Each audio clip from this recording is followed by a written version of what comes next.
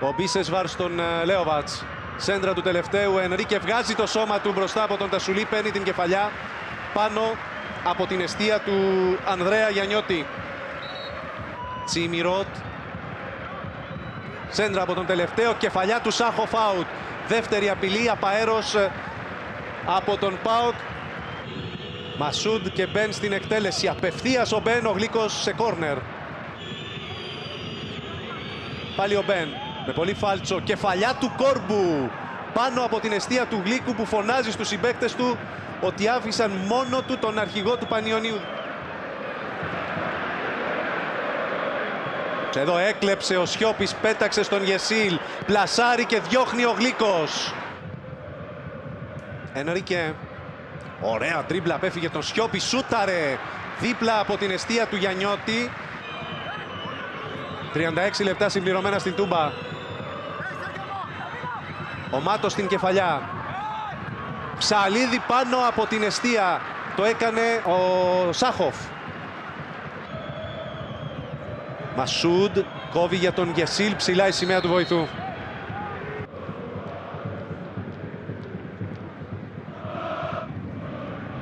Μάτος.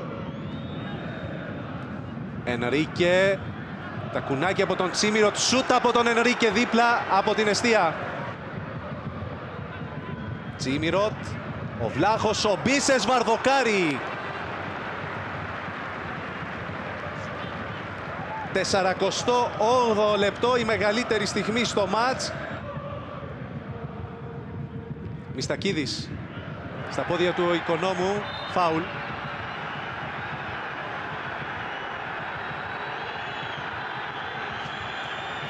Είναι η κίτρινη κάρτα προς τον Οικονόμου, δεύτερη, μένει με 10 ο Πανιώνιος το 77. Μπίσεσβαρ. Κάνει σέντρα ο Γιαννιώτης σε επαφή, στη συνέχεια ο Πέλκας. Η μπάλα έχει βγει out. Μπίσεσβαρ, Σάχοφ. Ωραίο σουτ, αλλά είναι κοντά στο σώμα του Γιαννιώτη. Μιστακίδης κάνει σέντρα. Ο Λέοβατς γυρίζει κόρνερ από τον Γκιωατά. Μπίσεσβαρ. Γεμίζει η κεφαλιά από τον Κουλούρη. Μεγάλη επέμβαση από τον Γιαννιώτη. Τρομερή επέμβαση από τον τερματοφύλακα του Πανιωνίου. Ο Σιώπης προσπάθησε, η μπάλα πέρασε, πήγε στο Μάτος. Κάνει σέντρα, κεφαλιά του Μιστακίδη. Ο Πέλκας! 1-0 ο ΠΑΟΚ βρίσκει λύση με τη συμπλήρωση 4 λεπτών στις καθυστερήσεις. Απίθανο φινάλε στην Τούμπα.